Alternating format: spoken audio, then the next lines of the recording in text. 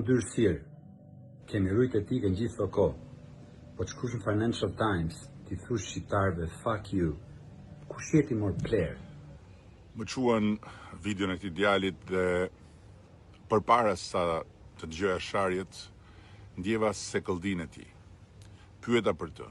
Demokrat 24 karat, nip i një demokrati të respektuar, profesionist me të cilin më lidh respekti ndërsjellë. Fakti është se unë nuk ua kam thënë shqiptarëve kurse si atë fjalë. Duket qartë edhe në artikull. Kur gazetari i Financial Timesit më ka pyetur si i përgjigjesh ti atyre që të akuzojnë se je kumbari i Shqipërisë, si thash shkurt fjalën që meriton kush në fakt më akuzon pa pushim me vite dhe s'ka lënë 2 gur bashk për të më baltosur dhe varrosur, por kur asnjë provë. Nga një orë bisede lirë, gazetari zgjodhi pikërisht atë fjali. Po unë nuk jam pishman. E kupton që unë që flas, jam ngritur kur baba im i ndjer, që ishte nga njerëzit më të nderuar, më të njohur në Tiranë, në Shqipëri, ndroi jetë në Vjenë. Në kancri Mëlqis, sepse mjekësia në nivelin ku e ke lënë ti, e kuronte për ulçër o pler. Më erdhi sinqerisht keq dhe përpara se sa të përgjigjesha, u interesova për rastin. I ndjeri babai i këtij djalit nuk ka shkelur asnjëherë në asnjë spital publik të Shqipërisë, po fillimisht është kuruar në një spital privat, diku këtu e 10 vjet më parë. Dhe djali ka shkuar shumë larg bashkë me valën e këtij revolucionit imagjinar të bulevardit.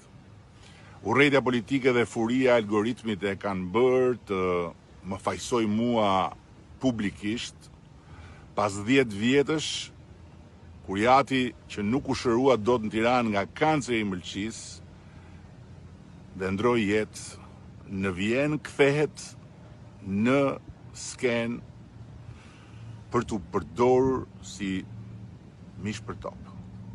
Dhe si baba im,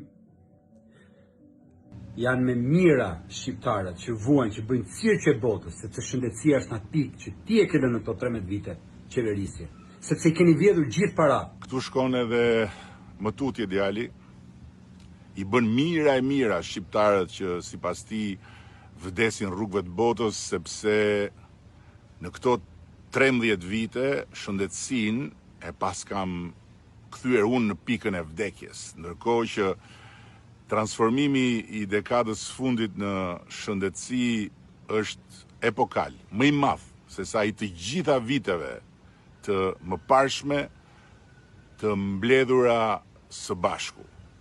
Dhe këtë nuk e them unë, po e thon faktet, ndërsa unë them po, shëndetësia ka nevojë për shumë, më shumë akoma. Dhe ti ke guxim të thuash popullit fuck you. Po populli ta ka thënë me kohë, çat kesh ku ti maj pragu derës. Mos e kruaj me popullin. Mos i jep gojës. Ik një orë më parë. Bollu talle me njerëz. Bolli linçove njerëz një nga një. Jo popullit, jo.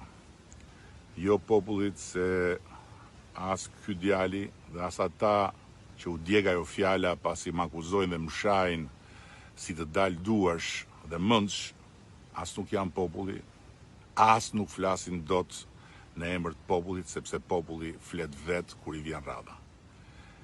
Dhe ka folur kur ishte dita, do flas përsëri kur t'i vi dita, ndërsa ata njerëzit një nga një askush nuk i ka linçuar. Thjesht janë ekspozuar për t'u çmaskuar me fakte si individ shoqërisht rrezikshëm apo si manipulator të paskrupull. Jo me shpifje, jo me sharje, si këto llafet më të ulta të rrugës që janë bërë tani norma e ditës dhe që në këtë rast turprojnë dhe babain e ndjerë. Është e turpshme që një kryeministër ende në detyrë të nxjerrë ato video, ato foto të njerëzve privat që kanë 1000 halle. Jo, asnjë video dhe asnjë foto private, njerëzish privat, po materiale publike individësh disa fytyrësh që nuk kanë 1001 halle, po kanë agenda lloj-lloj për të manipuluar publikun, duke gënjur dhe besuar dhe vetë gënjeshtat e tyre se ashtu ua do puna. Njësoj si ky djali këtu. Ti hyp helikopterit, ti dhe familja jote, kush janë njerëzit puna jote, drejtues së shtetit, hypin avionit, kurojnë jashtë. Që mbylleni gojën, të paktën mos kalojnë në këtë grad, sepse do e ktheni personale me çdo njeri që është aty. Kush e di më këm gatron, po unë personalisht jam shtruar 2 herë dhe kam bërë 2 ndërhyrje në trupin tim, në spitalin shtetëror, ndërkohë që familja ime kur s'ka përdorur as helikoptera, as avion, as fondet shtetit, as për hall dhe as për qef. Çdo udhtim privat i yni është i paguar nga buxheti familjar, gjithmonë në ekonomik. Tani është momenti t'japësh dorëheqjen dhe qytetarët ta marrin Shqipërinë në dorë siç i takon, për një Shqipëri pa korrupsion, ku qytetarët nuk duhet shkojnë çdo cep botës të kurohen, sepse ti e ke lënë mjekësinë në këtë pikë.